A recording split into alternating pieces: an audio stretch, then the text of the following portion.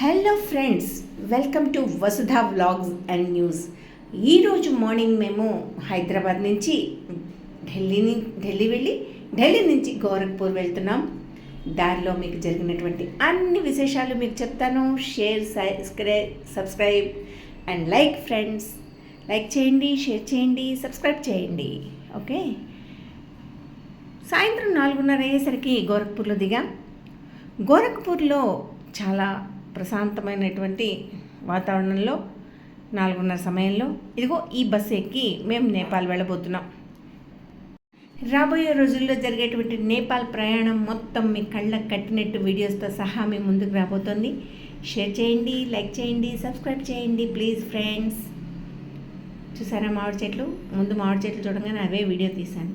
ఇలా అన్ని ప్రకృతి సౌందర్యాలని, అనేక రకాల గుళ్ళని, గోపురాలని దాటుకుంటూ దగ్గరలో ఉన్నటువంటి ఒక 4.5 కిలోమీటర్ల దూరంలో ఉన్నటువంటి గోరఖ్పూర్ టెంపుల్కి వెళ్ళాం. గోరఖ్పూర్ టెంపుల్ గురించి మీకు క్లుప్తంగా చెప్పాలి అంటే, గోరఖ్నాథ్ అనేటువంటి ఒక సెయింట్ యొక్క పేరు మీద ఈ గోరఖ్పూర్ అనేది ఏర్పడింది.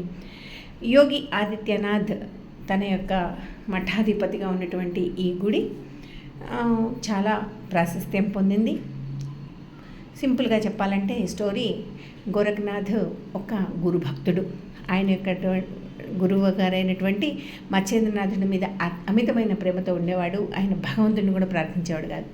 అందుకని ఆయన భగవంతుడు దరికి చేరాలని గురువుగారు చేసినటువంటి ప్రయత్నం ఏమిటి అంటే, 14 సంవత్సరాలు హిమాలయాలకు వెళ్ళి అక్కడ తపస్సు చేసుకొని రమ్మని చెప్పారు.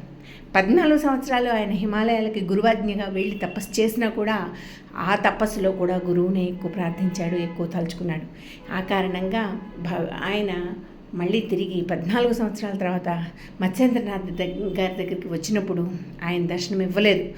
బయట ఒక యోగీశ్వరుడు ఉండగా ఆ యోగీశ్వరుడిని దెబ్బలాడి లోపలికి వెళ్ళి చూస్తే లోపల కనిపించలేదు గురువుగారు. కనిపించకపోతే బయటకు వచ్చి ఈ 14 సంవత్సరాలు చేసినటువంటి తపశ్శక్తితోటి ఆయన యోగీశ్వరుడి మనసులోకి దూరి గురువుగారు ఎక్కడ ఉన్నాడో తెలుసుకొని గురువుగారి దగ్గరికి వెళ్ళినప్పుడు గురువుగారికి కోపం వచ్చింది.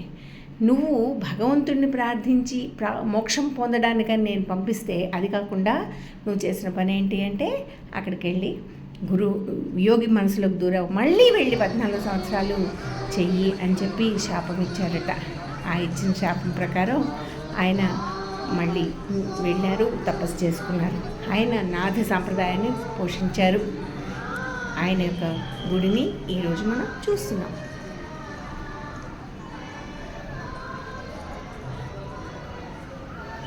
మరిన్ని వివరాల కోసం షేర్, లైక్, సబ్స్క్రైబ్. సూర్యుడు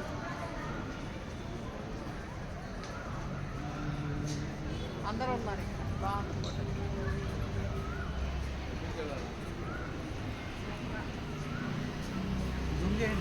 ప్రధానంగా శివ, సంతోషమాత, అదేవిధంగా మత్స్యేంద్రనాథ్, గోరఖ్నాథ్ విగ్రహాలను కూడా మనం ఇక్కడ చూడవచ్చు.